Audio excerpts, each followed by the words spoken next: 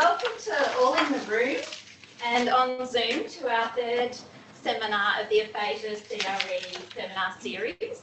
I'm Caroline Baker from La Trobe University, co-facilitator of the seminar series. I would like to begin by acknowledging the Indigenous elders, past and emerging.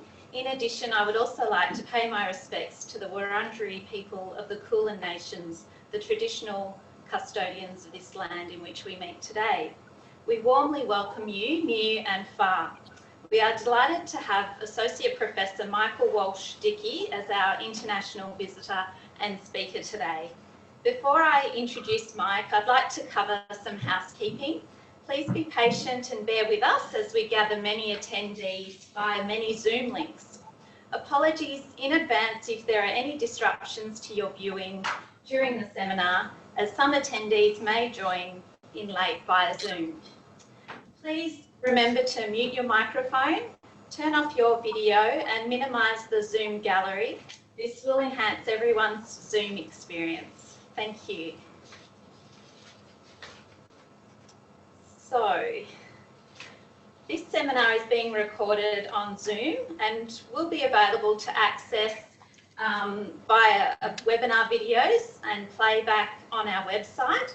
Just click on the Resources tab. Videos are usually uploaded 1 to 2 weeks after each seminar, and seminars 1 and 2 have been uploaded to view. Questions for this seminar will be aided by the use of Slido. You can log in anonymously or with your name, and you will be able to see all the questions put forward by other audience members. Give it a go. It's a great way to engage with the presentation experience and allows you to ask questions online so you can concentrate on Mike's presentation. Our event code is 2509. Enter your question under the Questions tab anytime, and if you like a question, click on the thumbs up button will show the most burning. Okay.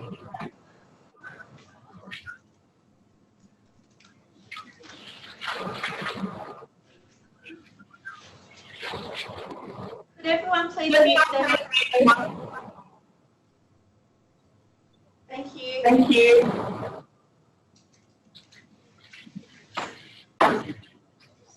That's not on. It is. Which one? Which one is it?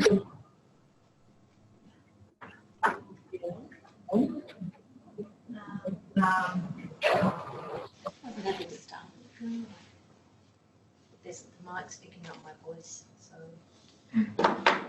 And please engage with us on social media via Twitter and Facebook. Feel free to tweet along today. I'm absolutely delighted to introduce Associate Professor Michael Walsh Dickey from the University of Pittsburgh in Pennsylvania, United States. Could everyone please mute their microphone and turn off their videos? Mike is a visiting scholar in the Aphasia CRE based at La Trobe University for this month. This is Mike's first visit to Australia. Mike's research and teaching focus is on adult language processing, neurogenic language impairments, especially aphasia, and the treatment and rehabilitation of adult language disorders. Mike will generously share his research investigating predictors of naming treatment response in aphasia. Thank you, Mike.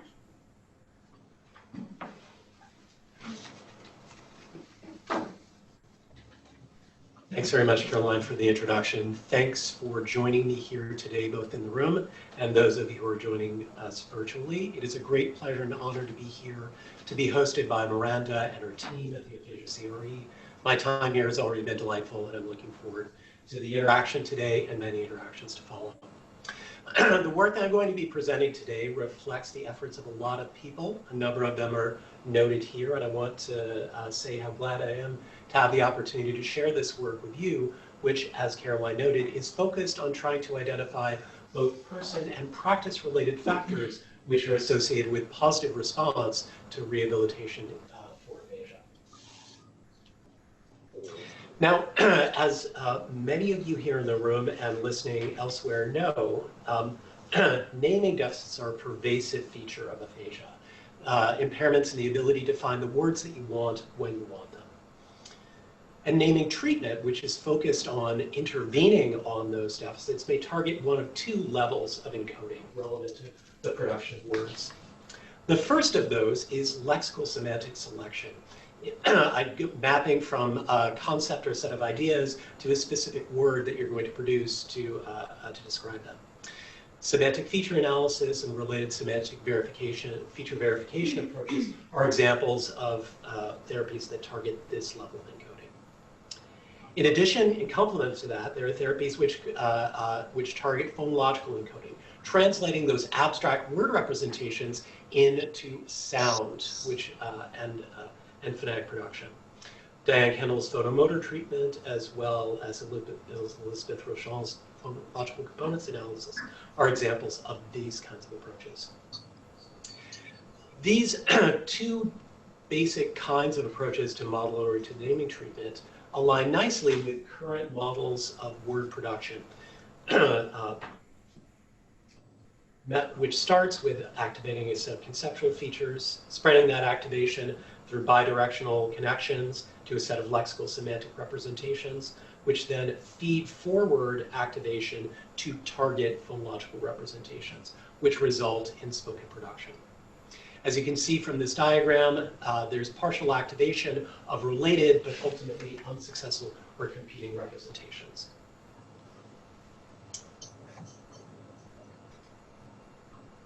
Both of these approaches, phonologically oriented approaches and semantically oriented approaches, have evidence of efficacy in improving naming performance among individuals with chronic symptoms.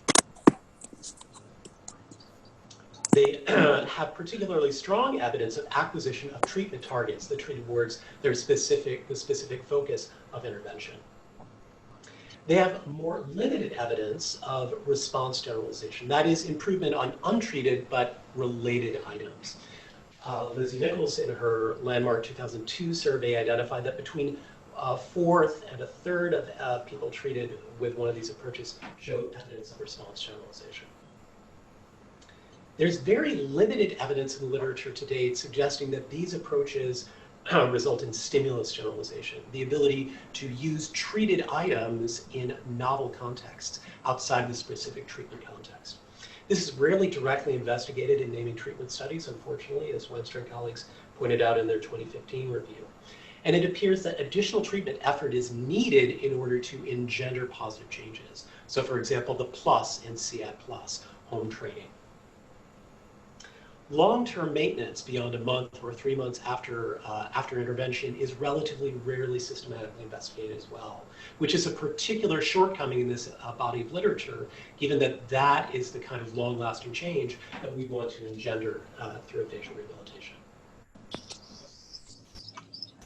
Yes? Do you mind standing just slightly to the side because people will back.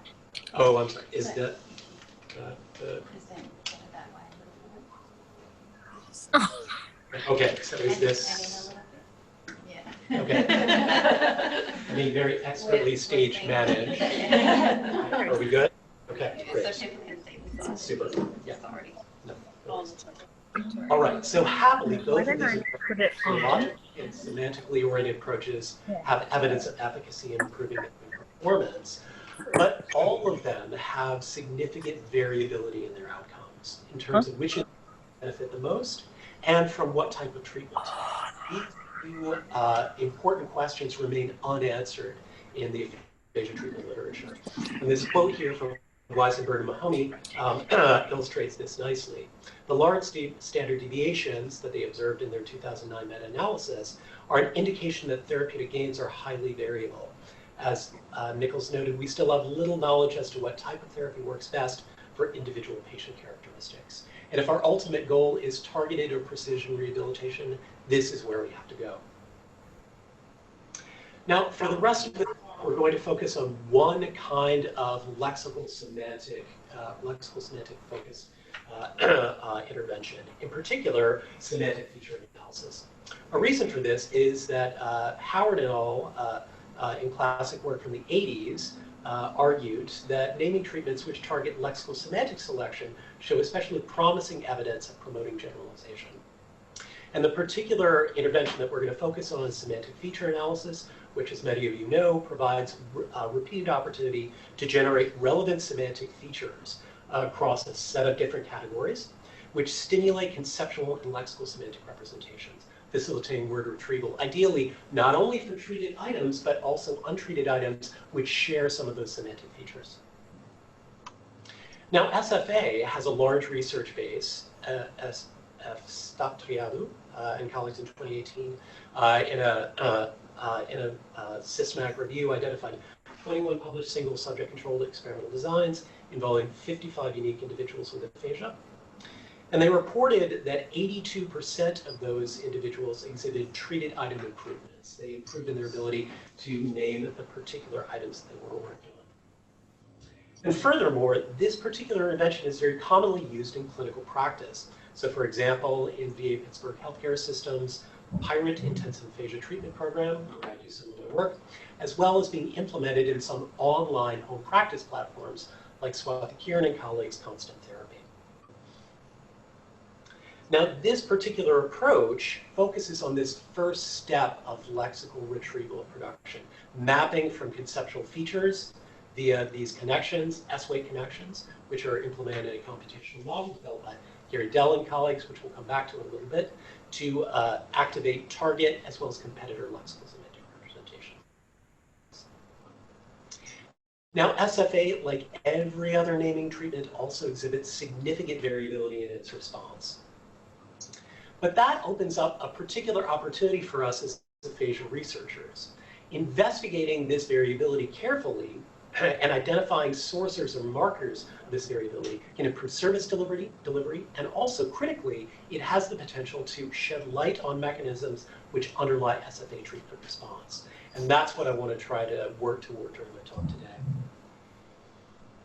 Now, both clinical impression and systematic reviews and meta-analyses have documented this kind of variability in SFA. I'll present some novel evidence today, just published last year, which provides further evidence of this. However, to date, few or no studies have attempted to characterize this variability. So there are person-related variables that may predict more or less positive response to other treatments, like Matt Lam-McRalph has identified traits that will predict response to orthographic and phonological cueing.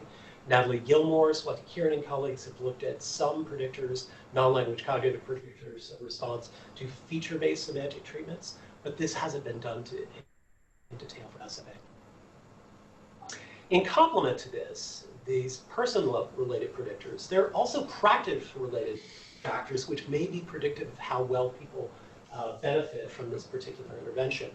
In particular, individual components of the SFA intervention may contribute differentially to treatment response. So for example, there's important variability across clients and therapists across multiple dimensions of how this intervention is delivered. Not only overall time in treatment, time spent in meaningful therapeutic interaction with a client, but also the number of trials that are completed. So for example, the number of opportunities that people have to retrieve a particular word form that they're working on, as well as treatment-specific activities. In the context of semantic feature analysis, that's generation of features in these different categories, like physical properties, personal association, and the like. All of these dimensions can vary across clinicians and clients, and to date, it's unclear which of these elements is the active ingredient in this particular intervention, something which is true, I believe, for almost all other aphasia interventions.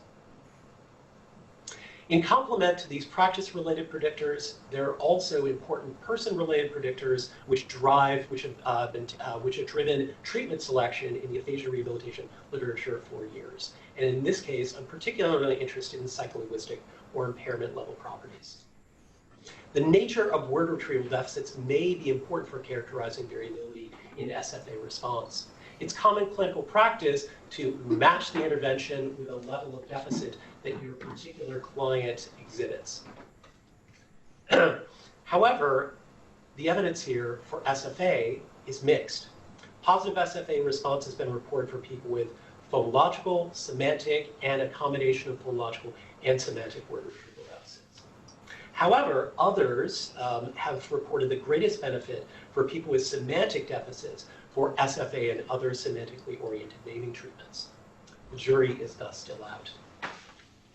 We know that phonological processing ability may be predictive of other naming treatment response, but whether semantic processing ability or phonological processing ability hasn't been definitively examined for SFA to date.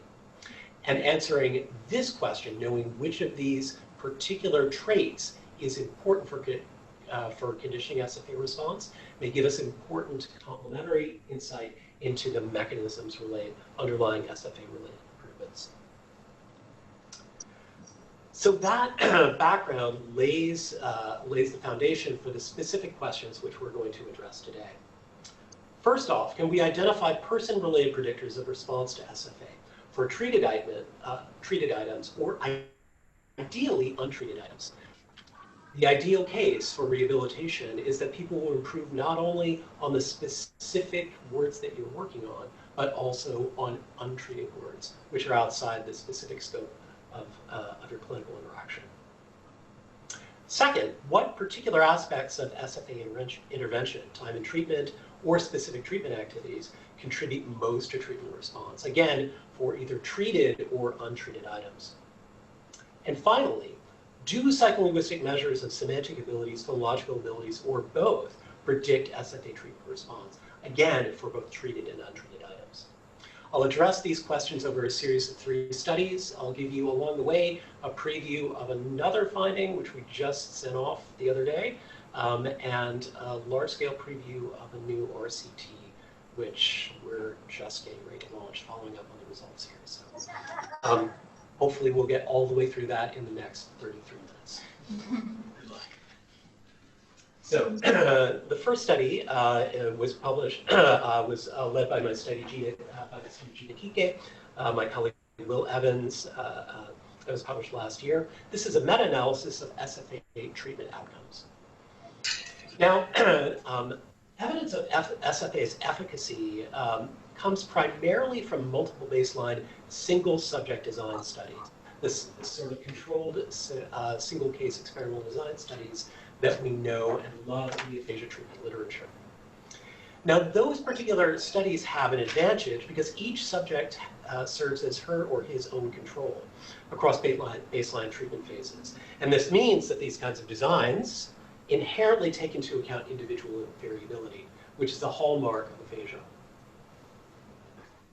However, these studies also have corresponding disadvantages.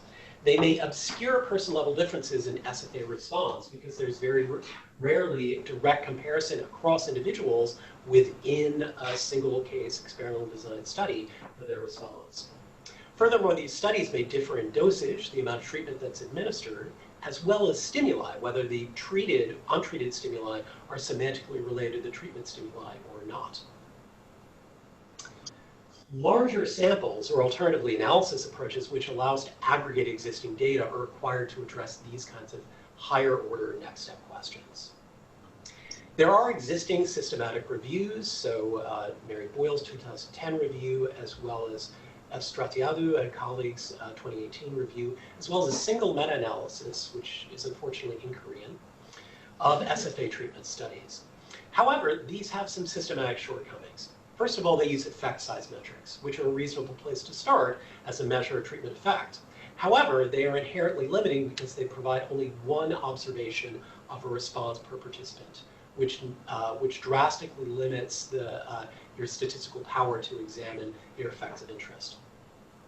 These do provide group-level evidence of SFA's efficacy in improving retrieval of both treated and untreated items. And importantly, they also provide evidence of positive change on broader measures. So general batteries of naming performance, like the Boston Naming Test, as well as measures of overall aphasia severity, like the Western Aphasia Battery. However, these studies have not examined to date the effects of person-level differences on gains for either treated or untreated items. There's been no systematic attempt to identify traits that are associated with better SFA response on either of these dimensions. They also haven't directly examined the effects of stimulus type on gains for untreated items. I naively assumed when I started to tackle this literature that everyone systematically examined the presence and strength of a semantic relationship between treated and untreated items.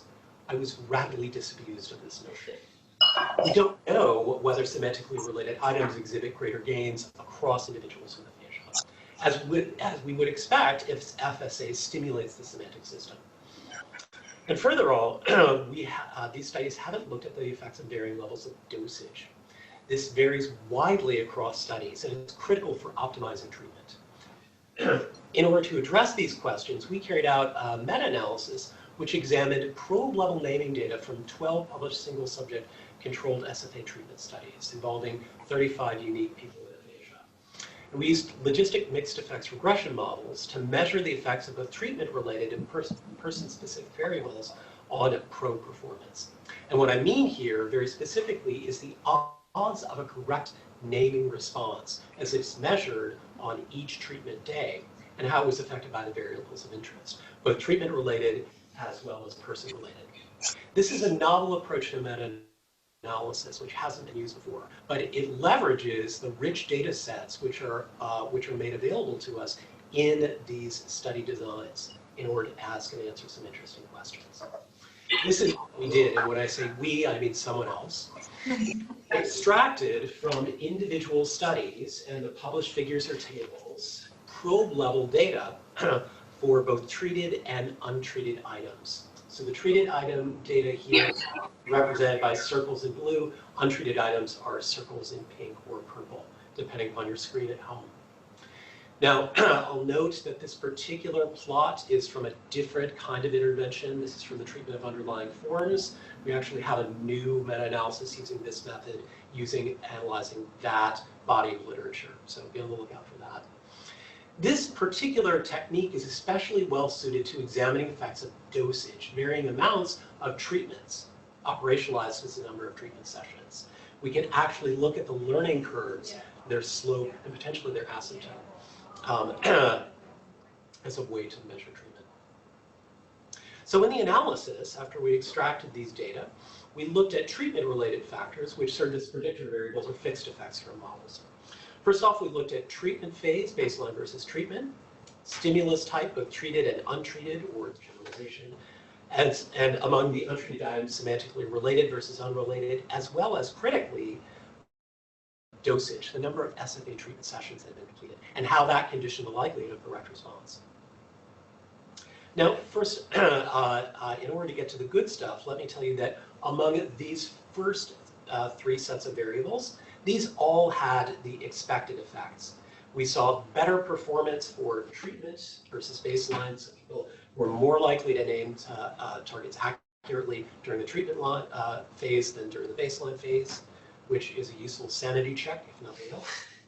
We also found better performance for treated versus untreated or generalization items, and critically, for semantically related versus unrelated items.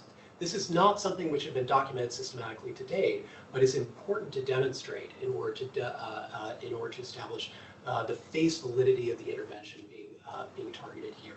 That's exactly what we would expect if it's semantic representations which are being targeted. Now, the good stuff, dosage. We were able to estimate the change in the likelihood of a correct response over time, where time is time here applied on the x-axis is the number of treatment sessions that people have received. So what we can see here is the treated items, which are plotted again in blue, and the generalization or untreated items here plotted in pink. And what this provides us is an estimate of the dose-response relationship for this particular aphasia intervention. The odds of a correct naming response increased by a factor of 1.09, or translating that to percentage correct, 1.8% on naming probes with each additional treatment session for SFA. What this means is that we now have a first-order measure of how much you can expect a given individual to improve average across people with aphasia based on accruing doses of data. Just like we have good estimates of how much of an effect on combating headache 500 grams of paracetamol has, or sorry, milligrams. We now have a comparable estimate for SFA. We also examined some person-related factors which served as predictor variables of the fixed effects. We looked at language-impaired variables, overall aphasia severity, as well as pre-intervention naming deficit severity, so raw score on the BNT, as well as demographic variables, age and months post-onset. These were all people who were in the chronic phase in this particular example. So just to preview, we found no effects for pre-intervention naming impairment severity. That surprised us somewhat, but it was a pretty robust non-finding. Really no evidence there. We also found no evidence for age at the time of intervention or the time in months post-onset. These were all people in the chronic phase, so that's perhaps unsurprising, but it's reassuring to know nonetheless. However, we did find an interesting and valuable effect, interesting informative effect of aphasia severity, pre-intervention WAB aphasia quotient. What I plotted here is the interaction between aphasia severity and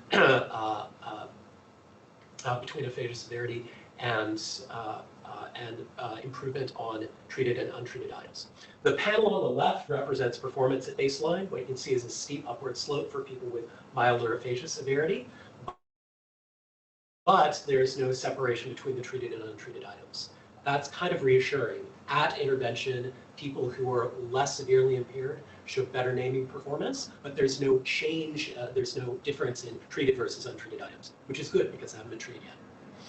The right-hand panel shows the change. The right-hand panel shows the intervention phase. So the left versus the right shows the change from baseline to intervention. What we found was a three-way interaction between aphasia severity, treatment phase, and stimulus type, treated versus untreated. The disadvantage for untreated items in treatment response, so the standard finding that there was less of an improvement for untreated items than there was for treated items, was smaller for people with milder aphasia. So looking at the plot over on the right, the separation between the blue and the pink lines is smaller on the right-hand side. What this means, to unpack that or explain that a little bit, is that higher WAB-AQ, or milder aphasia severity, it results in better generalization, less of a disadvantage for untreated items, more gains for those untreated items. Can I please just remind everyone to mute their microphones and to turn off their videos, just for an enhanced experience for everyone on Zoom. Thank you. There's a group we can see. Thank you.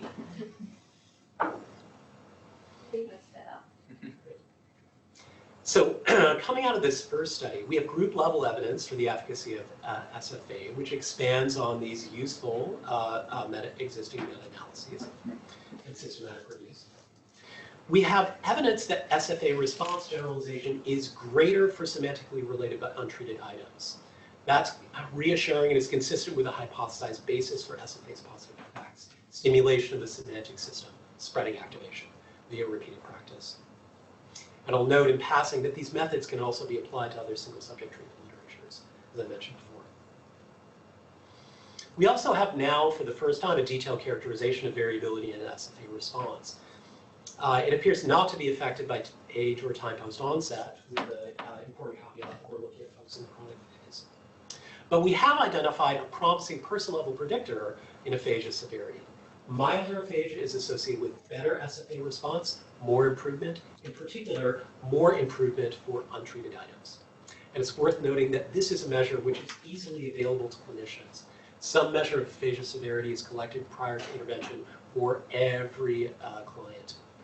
It also means that we can control for this factor in other studies and analyses, because we know, based on these findings, that it's likely to contribute to the patterns that we see. And we also have a preliminary estimate of dosage effects for SFA. So now let's move on to the second research question that we're going to address. What aspects of SFA intervention contribute most in response to this particular treatment? And this is work that was done, which was led by my colleague, Michel Gravier, formerly of VA Pittsburgh, now of Cal State East Bay, together with my colleague, Dana. at VA Pittsburgh. It's a study that was published last year, looking at different practice-related predictors of treatment response in aphasia. Now, this study, as well as study 3, the one I'm going to present in a few minutes, addressing the third research question, draws on data from a recently completed clinical trial, single-arm clinical trial, which we conducted at the Veterans Administration Pittsburgh healthcare system. This examined naming response in a sample of people with chronic aphasia to a single left hemisphere CDA, all of whom exhibited chronic naming impairments. The analyses I'm going to present here today come from the first 38 participants from the trial. We've recently completed analysis on our full sample of 44 participants. They range widely in age with a mean of 60, as well as in months post-onset, years of educational attainment, and aphasia severity, which we measured here using the comprehensive aphasia test, whose mean is 50 with a standard deviation of 10 t-score points on either side. Now, I'll tell you more about the comprehensive language assessment that was provided to all other participants when we talk about study 3, but I wanted to let you know that we assessed them using not only the comprehensive aphasia test, but also the Philadelphia naming test, standardized assessment involving 175 items designed to measure pre-intervention naming ability, as well as to estimate the nature of people's naming impairments. More about that in a bit. We also used a different PALPA subtest to estimate people's phonological and semantic processing ability. The individuals in this trial received intensive semantic feature analysis treatment 4 to 5 days a week for 4 weeks in 220-minute sessions per day. They averaged 58 hours of intervention over the course of this treatment. That is a lot of SFA. The first 4 participants received 4 lists of 10 treated and related but untreated targets. Participants 5 through 38 and through the rest of the sample received 3 lists involving 5 treatment targets and 5 related but untreated exemplars. So this presents data from one list or one sample participant, and I provide you with this to give you a feeling for the data that we analyzed, which I'll describe for both study 2 and study 3. What we looked at was people's performance in the immediately pre-intervention baseline measure for the treated and untreated naming items. I've circled them here before the treatment phase, which is highlighted in yellow. Trained again in circled in blue, untrained in pink. And we compared that to their performance on those treated and untreated items at exit. So this is at the end of intervention after as many lists as they completed. And there was variability across individuals in the number of lists they achieved criteria for and completed.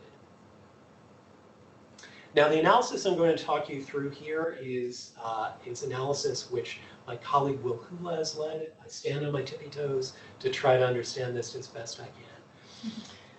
What we did was use Bayesian extensions of the same mixed effects models that I talked about in the first study. We submitted these item level pre and post treatment data, and we analyzed them using Bayesian multi-level generalized linear models. These contain random intercepts for subject and word. So particular treated item, because we know that not only individual people with aphasia, but individual treated words vary in how hard they are or their naming difficulty or naming ability. We also included critically fixed effects for time, pre to post treatment. So that's our measure of treatment improvement. Item type, treated versus untreated, as well as practice-related predictors for study 2. And psycholinguistic predictors for study 3. And importantly, we included pre-treatment aphasia severity as a covariate in all of these models, because we know from study 1 that it contributes importantly to SFA treatment response. What that means is all of the effects that we see are over and above that variability, which is accounted for by pre-intervention aphasia severity. The models were fit in open bugs with uninformative priors. That's important. We're hoping to use the results from this study as informative priors for future studies, with 1,000 Monte Carlo Markov chain iterations burning in and 10,000 iterations of two chains in order to estimate the parameters. So before I proceed to the meat of study 2 and 3, let me provide you with some basic background suggesting that this intervention did what we want interventions to do. We saw, using the tau-U statistics, positive change for the naming stimuli from baseline to the treatment phase. So we saw a significant change, 0.45 tau-U units, over baseline for treated and untreated stimuli, controlling for a reliable baseline trend. We also found positive changes on measures of broader communicative function. So we found a gain of 0.7 of a point on the Kaplan-Meier mean T-score, controlling for, again, a small change during the baseline phase, as well as a 10% increase in the number of CIUs post-treatment. So we collected Nicholas and Brookshire narratives for all the individuals in the study. So now let me talk to you about the analysis for study 2. We had the following practice-related predictors, which were fixed effects in these models. The first was time in treatment, the total number of minutes in treatment in therapeutic interaction. The second was the number of treatment trials. Now, in the context of SFA, what you can think of this as the number of opportunities for word form of treatment practice. Every SFA trial begins with presentation of a stimulus to be named and either a successful retrieval of that name or modeling by the clinician. So each trial involves at least two either independently successful or supported word form retrieval attempts. Then thirdly, we entered the number of features generated. And this is the core SFA treatment activity, which we might think of as the putative active ingredient if what this intervention is really doing is stimulating the semantic system through structured practice in retrieving semantically relevant content. Now, the models analyze these effects at the item level. So we analyze changes per person and treated item for pre to post, which allows us to incorporate both person and item level variability into our models. Now let me tell you first off that we found no effect of time in treatment, the sum total of time spent sitting across from a trained clinician. I don't have much more to say about that, except that we found no evidence of an effect of that here.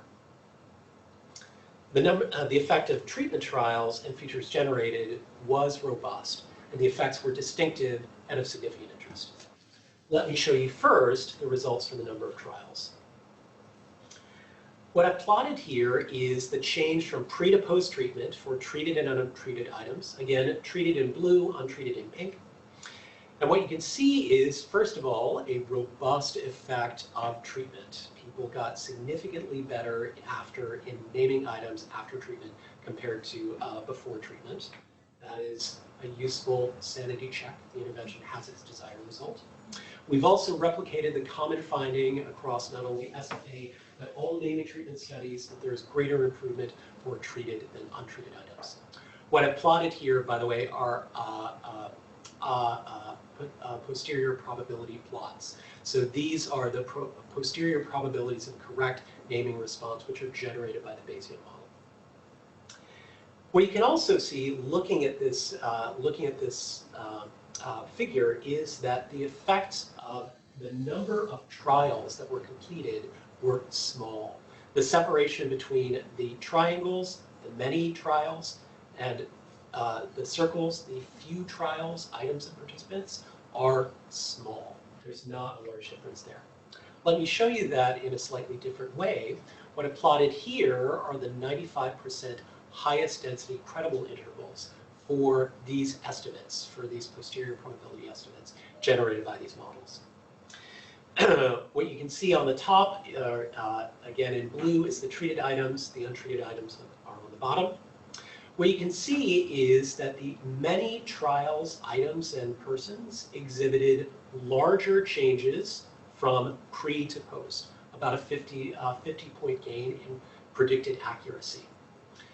The few trials, items, and people showed a 48-point change. So this is a small difference between many opportunities for practice versus few. The difference is even smaller for the untreated items. And what you can see here is plotting that out in the interaction. This is plotting the interactions of stimulus type and plotting the interaction for the size of the chain change pre-post treatment for stimulus type and number of trials, many versus few.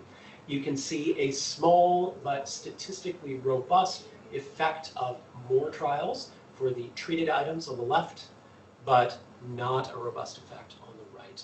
The credible interval overlaps 0 there, which is the Bayesian way of saying not significant.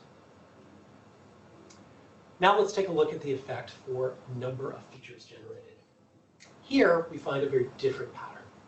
We see, again, treated in blue, untreated in pink. We see robust effects, again, of stimulus type as well as treatment. But we see here clear, obvious interactions with the number of features that were generated. There are large differences from between high features per trial and low features per trial. And this is operationalized. The way we operationalize features generated is the mean number of features generated by a particular participant for a particular item per trial. Here's another way of looking at those data. What you can see is that there is a roughly 60-point increase for treated items for in predicted accuracy for many features items versus only about a 33-point change for few feature generated persons and items. There is also a difference between the on the untreated side, though that difference is smaller. So 30 points if you're looking at, or 57-point difference between many features and few features, whereas you find about a 9-point difference for untreated items. And this is plotting that interaction. Now, these different aspects of SFA intervention contributed differentially to the gains that we saw. The number of treatment trials, the attempts at word form retrieval, predicted improvement for treated but not untreated or generalization items. However, the number of features that were generated was predictive for treated as well as, importantly, untreated items. Right? So we saw a difference for the untreated items between few and many features generated. And it's worthy of note that the features being generated were specifically for the treated items. We weren't trying to get people to generate features that were associated with untreated items. This is focusing treatment on semantic features of the treated items and seeing generalization to things which share those semantic features. And this provides preliminary evidence that the client act of feature generation is the active ingredient in SFA. Something which Mary Boyle has told us she's very happy to hear. Now, these findings may favor treatment approaches that target discrete processing steps that can be shared across lexical items, which may promote generalization. So lexical semantic SFA activation in the context of SFA mapping from conceptual semantic representations to lexical items, pounding the concept representations, and spreading activation forward to lexical representations. There may be a case that could be made for similar benefits for sublexical phonological encoding, as in phonomotor treatment or potentially PCA. Those phonological features may also be shared across stimuli.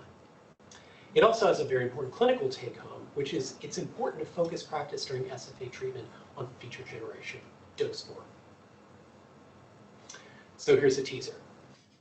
More features is better, but does the type of features that your client is generating matter? This is a novel study, this is a new study analyzing the full set of 44 participants led by Will Evans, my colleague Will Evans, and Rob Cavanaugh, who's a new PhD student in our department. The answer is maybe not. This study examined whether the number of distinctive features generated per person and item impacted SFA response. So how many different features did a particular person generate for a particular item? And also examined whether the category of those generated features, so the number in different domains, For example, physical properties, which you might imagine would be shared across treated and untreated items. Or personal association, something which is likely to be unique to a particular treated item and less likely to be shared with untreated items, impacted SFA response, either acquisition of treated items or generalization to untreated items. And it looks like there's not much of an added benefit. All right, so I'll keep moving and turn to study 3, which looked at psycholinguistic features and predictors. This is a study that's in prep. It's one of the things I've brought with me to write while I'm here. So hopefully I'll have a finished version to share with members of the CRE team before I go. So remember, there's a comprehensive language assessment that was provided to determine the level of word retrieval deficits. We characterize people's phonological ability measures using PALPA 2 and 15 subtests, same different judgment and rhyme judgment, as well as P-weight. P-weight is a derived measure extracted from the Philadelphia naming test based on the WebFit algorithm, which is available from Grant Walker and Gary Dell, which estimates the relative integrity of the mapping between a lexical representation and sublexical phonological representations, the ability to translate a word into spoken output. Across all of these measures, there was significant variability across our set of people in their relative performance ability. We also collected parallel semantic ability measures, PALPA 49 and 50, synonym judgments, as well as S-weight. S-weight is parallel to P-weight, but rather than estimating the integrity of the phonological mapping stage, it estimates the integrity of mapping from conceptual representations to specific lexical representations, choosing a target cat as opposed to a competitor. And the following psycholinguistic measures were added to the kinds of models I've described above as predictor variables or fixed effects. I'm just going to focus on P-weight and S-weight here because they did a good job of explaining the variability that we saw. The other measures did not. So we'll look at the phonological factor first, P-weight. What we see here is that there are modest effects of P-weight, but they are pretty modest, and they show up more dramatically for treated items. So what we see here, looking at the treated items up at the top, is that people and items, people with higher P-weight exhibited greater changes pre to post for treated items than did people with lower P-weight. There's about a 9-point advantage. For untreated items, there was not an advantage for having higher P-weight. If anything, there was greater improvement for individuals with lower P-weight on untreated items. I don't think that that's, I think that's likely a spurious finding. And happily, it's also not statistically robust. But what it suggests is that P-weight does not contribute to improvements on untreated items.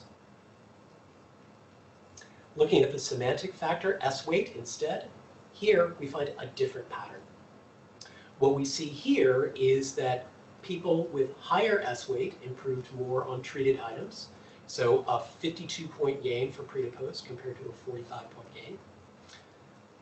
That's also true in this case for untreated items. People with higher S-weight improved approximately 12 points for pre to post for untreated items, but people with low S-weight improved only about 6 points for pre to post.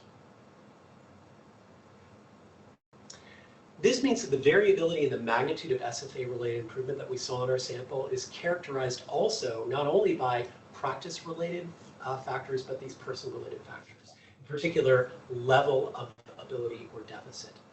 Both P-weight and S-weight improved the likelihood of naming improvement for treated items, but only S-weight predicted the likelihood of improvement for untreated items.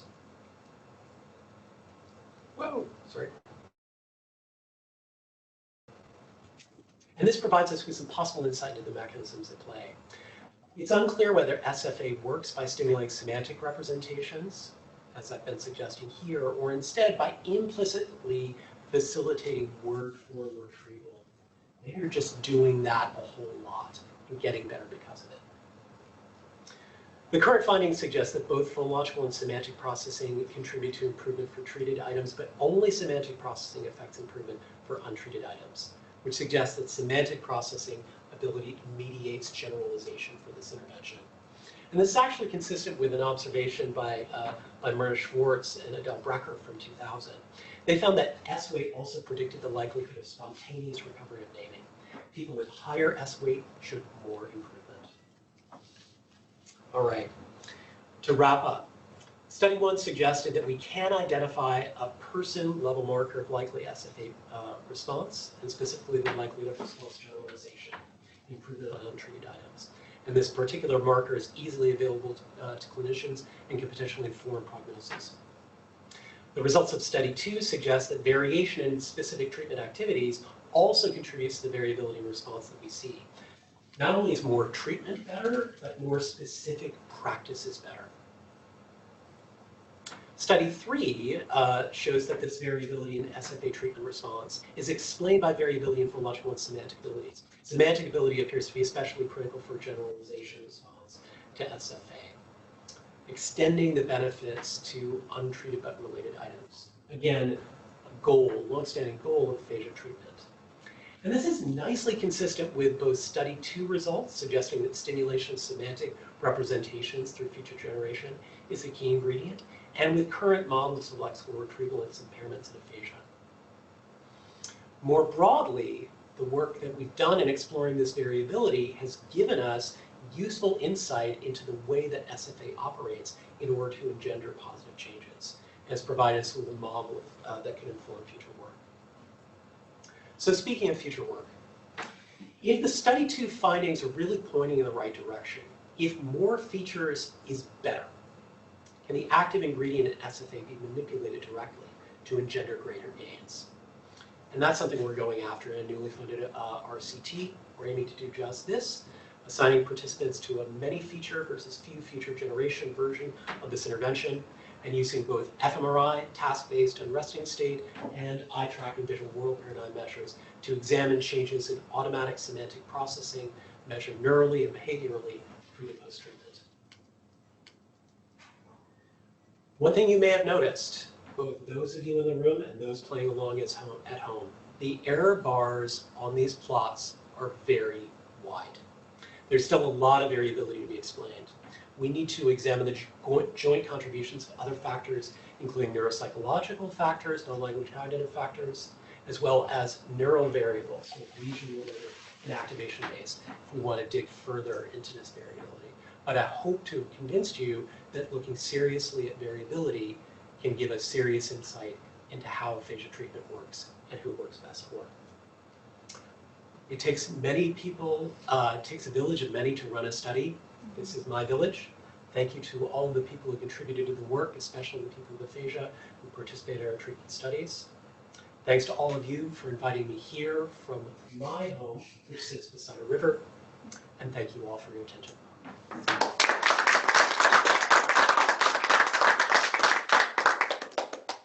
Thank you so much, Mike, for such an excellent presentation. Just wonderful. Now we've got some time for a few questions. All right, I'm ready. I'm going to go to our Slido screen because we've got a few questions here about your research. One comes from, they're all anonymous, but how much of the finding that number of features generated impacts treatment response relates to therapist behaviours versus participant feature Generation ability, I think. Yeah. Okay, so I think, assuming I've gotten the abbreviation for that question right, another thing just jumped up. So okay, so all right, so I'll answer something just overtook in the rankings, but I'll answer the second question first. So it's a really good question. We don't know whether generating more features reflects the efforts of the clinician or the traits of the individual. And that's one of the things that critically motivated our RCT. We know that the number of features generated and S weight, so semantic processing ability for word production, correlated this sample moderately, so about 0.4.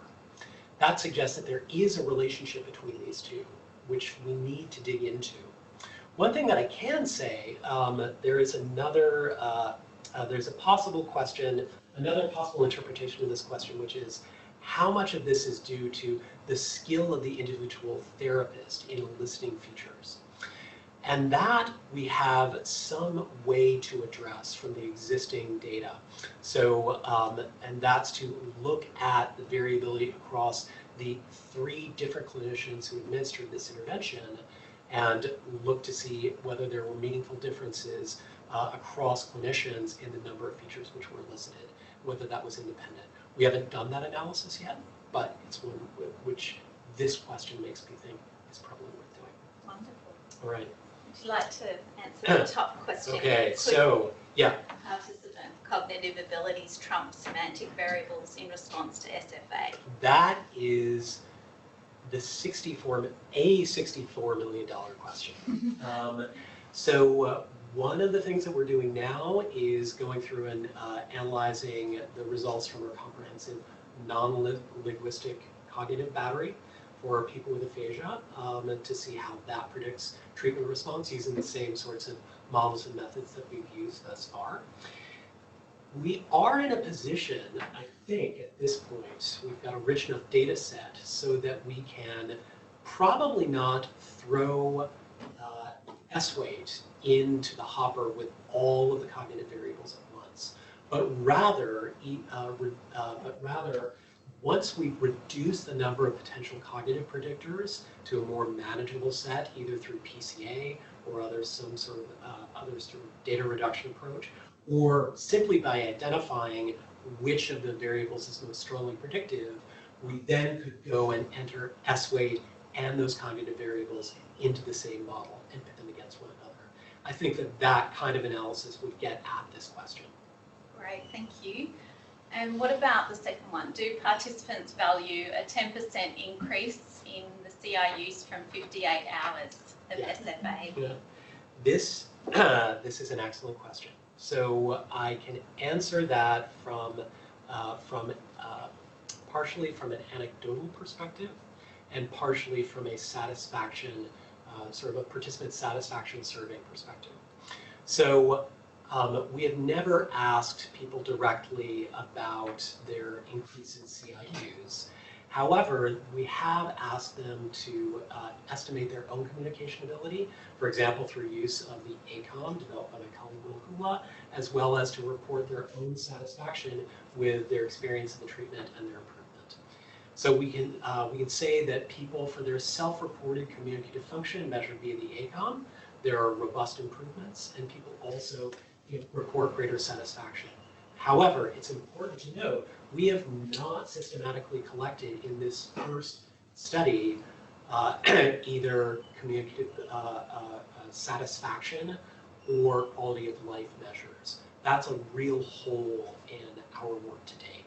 And that's something that we're hoping to address in next iteration studies that build on this, which I think will more directly address this question.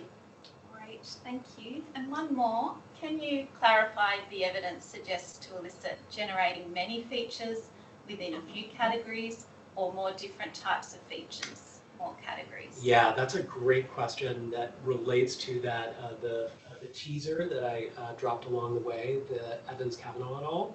So we can't, so I think what it suggests is generating many features within a few categories is going to get you more bang for your buck than trying to generate lots of different features across multiple categories. It seems to be the case that more features is better regardless of the category that they're in.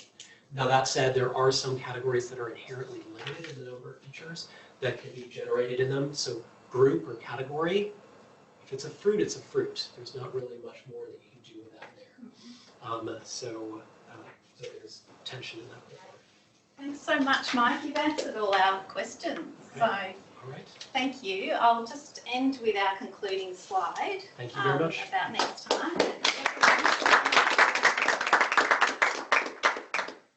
And Mike's kindly provided the references and we welcome you to join us next time. Next month we have Associate Professor Emma Power talking to us on the topic of sexuality and intimacy after post-stroke aphasia. So please do sign up to our community of practice so that you get all the invitations to these seminars. And thanks everyone again for joining us. We'll end the meeting now. Bye.